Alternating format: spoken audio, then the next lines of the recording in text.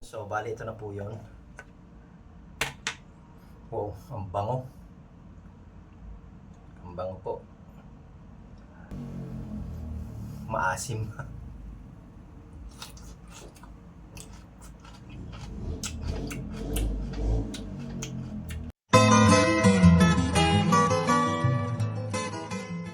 Okay mga ka-Watch and Learn, serious po muna tayo ngayon.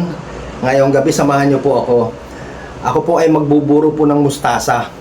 So, ito po ang aking ginagawa pag ako po ay nagbuburo. Ang ginagawa ko pagkatapos ko pong hugasan ay pinatutuyo ko muna at para matanggal po yung mga tubig. Inalalagay ko muna siya sa ganito. Sinasampay ko muna. Mas maganda pa sana dito kung medyo mas tuyo siya. Pero okay na po ito. So, before anything else, please don't forget to subscribe my YouTube channel, Sarebeo. Hit the notification bell para updated po kayo sa mga video ngayon po. Please don't skip my ads. So, sundan nyo lang po ang aking gagawin. Nakita nyo na po, napatuyo ko na po ito. Isinampay ko po muna para mahanginan siya at mawala po ang tubig na nakapaloob sa mga dahon po ng mustasa.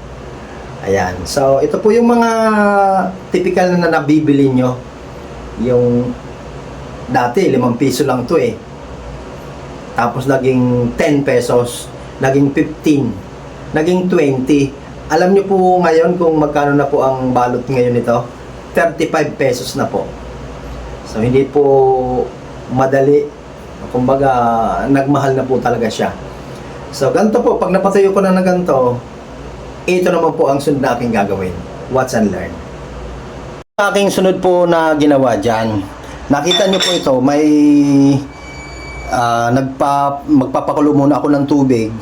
Tapos lalagyan ko po siya ng, alam nyo, para po maging successful at yung asim po niya, ang ginagawa ko ay pag nagpapakulo ng tubig, kasi wala po tayong hugas bigas na nakahanda. Ang ginagawa ko na lang dito ay nilalagyan ko na lang ng kaunting bigas para lumapot. Kasi po, yung hugas bigas, yan po ang dahilan kung bakit umaasim po ang sabaw ng ating burong mustasa. So, nilagyan ko po yan ng kaunting bigas. Kapiraso lang po, halimbawa, mga puno nito, mga 1 dakot po, okay na po yan. Then, after that, lagyan po natin ng kaunting asin. Huwag naman pong sobrang dami. Yung medyo maging maalat lang siya. Kasi alam naman po natin ang burong mustasa ay medyo maalat po ang kanyang sabaw. Then, kapag nalagyan na po natin ng tubig at saka bigas at saka asin, pakukuluin po muna natin siya. Ayan.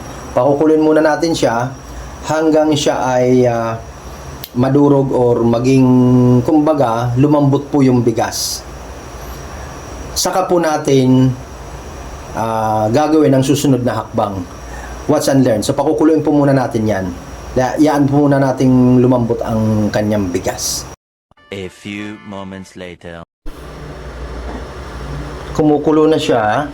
Bahala ka na kung gusto mong dagdagan siya ng asin. Pero ang mahalaga dyan ay huwag naman sobrang maalat. Then, tignan natin kung malambot na po yung bigas.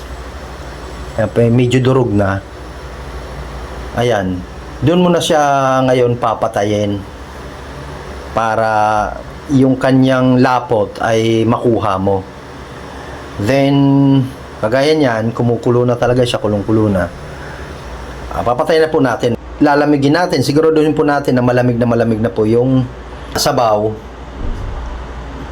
para hindi naman po maluto yung yung ating mustasa. So, palalamigin lang po natin yan. Yan lang po natin siya lumamig. Huwag na po natin takpan. Then, saka po tayo gagawa ng susunod nating hakbang. Mga ka-Watch and Learn, shortcut po tayo pagkatapos po natin pakuluan yung ating hugas bigas.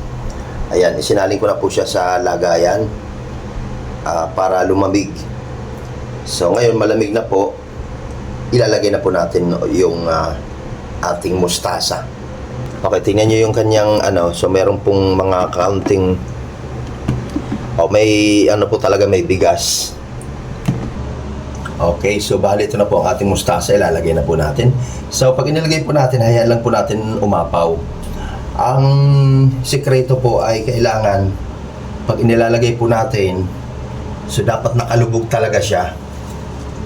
So wala dapat part ng mustasa na nakalutang, kasi yun ang pagsisimula ng ng masamang amoy. Kaya kailangan ito nakalubog. No? Lubog po talaga siya, hindi natin siya pwedeng bigyan ng kaunting lutang. So kaya ang ginagawa ko diyan ay lalagyan po natin siya ng pampalubog. Ayan, so ito masyadong malaki. So, sa pamamagitan nito, ayan, ilagay lang po natin dito para hindi siya lumutang, Ayan. Then, saka po natin siya tatakpan.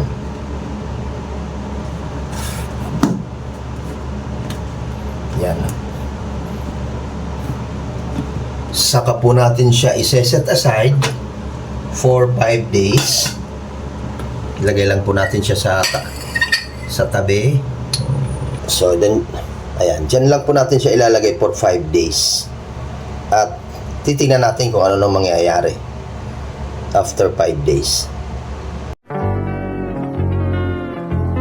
What's and learn after 5 days po dun sa ating burong mustasa ay titingnan na po natin kung okay na po ang ating buro. So ito lang po, dito ko lang po inilagay ito.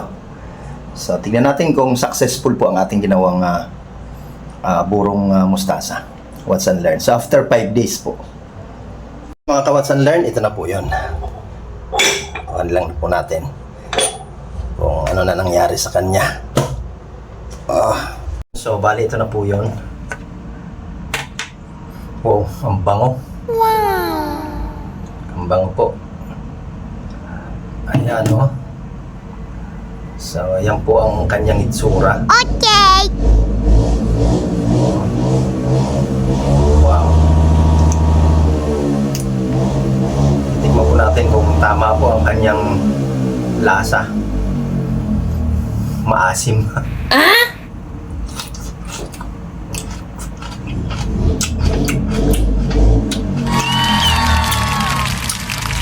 Napakasarap. Tama, nauumay po ako sa mga ulam. Wow!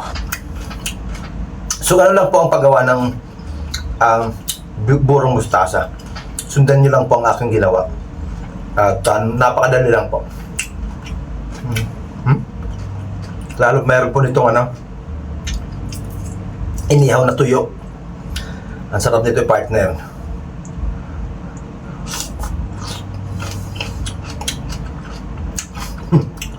Maubos ko ang isang puno, Wow.